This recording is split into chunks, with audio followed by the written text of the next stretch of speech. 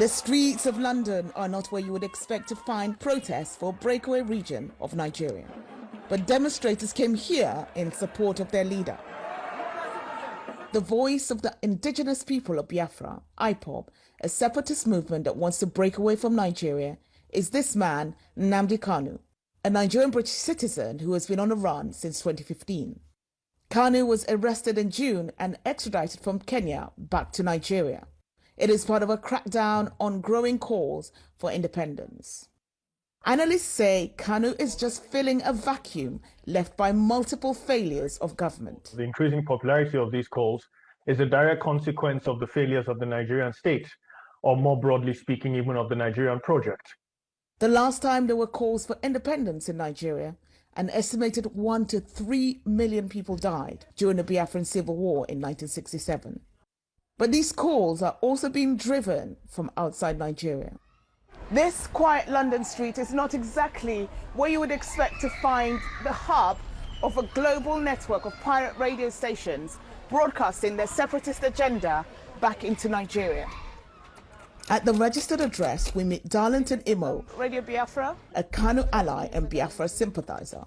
Even with Kanu off the airwaves, his disciples remain committed to the cause. Do you think that Nnamdi's arrest, Mr. Kanu's arrest, means the end of the Biafran movement? Definitely not. If you kill one general, another general takes his place. Definitely not. Yes. Definitely not. We want the referendum. We are not asking for. We are asking for a referendum, which is a civilized thing to ask for. Analysts say that is a pipe dream. Well, I think, first of all, the Nigerian government will be afraid to allow a referendum to happen. And the fact that it will be afraid to allow a referendum to happen shows just how deep the problem is.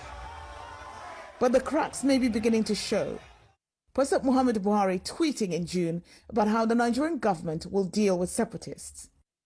Twitter removed this post, deeming it offensive, and days later, Buhari banned the platform entirely from Nigeria. While Kanu remains in custody, that hasn't deterred protests in southeastern Nigeria, where IPOB had ordered a shutdown of work and economic activities every Monday, although that was recently suspended. What seems clear is that the nation could be at an impasse. Worst case scenario, of course, is that before 2023, the country essentially de facto disintegrates.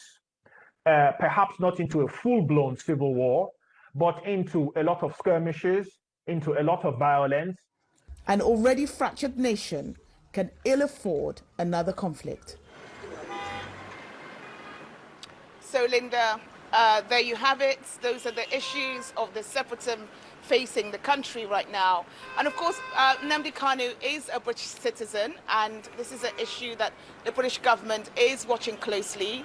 They issued a statement after his arrest saying that they are seeking clarification from the Nigerian government about the circumstances of his arrest and detention.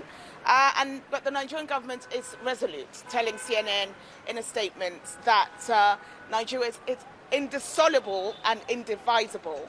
And they say that they will continue with their methods of detection and prevention of crimes against the internal security of the country. Linda. So Stephanie, the big question really is can the Nigerian government keep the country united by cracking down on this separatist group?